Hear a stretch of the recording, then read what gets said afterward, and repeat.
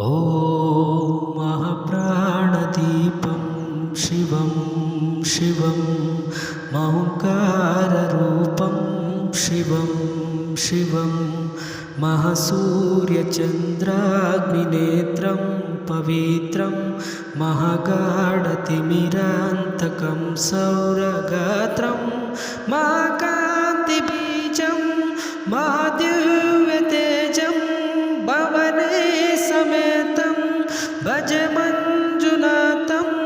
ॐ